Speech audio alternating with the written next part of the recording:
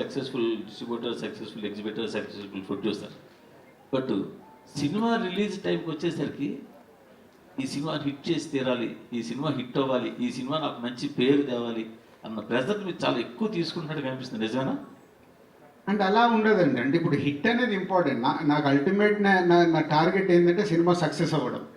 అంటే ఆ సక్సెస్ అవుతూనే మా అందరి జర్నీకి ఒక యూస్ఫుల్, ఒక కథ అనుకుంటాము, కథ రెడీ అవుద్ది, హీరోని సెలెక్ట్ చేసుకుంటాము, అందరం ఒక టీమ్గా ఏర్పడి సినిమా రిలీజ్కి వస్తుంది.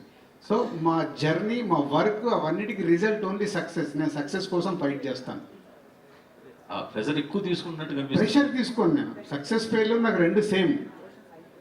ఫ్రైడే వరకు ఉంటుంది కదా, నాకు సినిమా దగ్గరకు వస్తుందంటే ఆ సినిమా చూసే వరకు నేను అనుకుంది రైటా రాంగ్ అనేది ఆ మార్నింగ్ షో వరకు ఉంటుంది. మ్యాక్సిమం ఫ్రైడే ఒక్కరోజు ఉంటుంది, మళ్ళీ సాటర్డే నుంచి నెక్స్ట్ దాంట్లోకి వెళ్ళిపోతాను.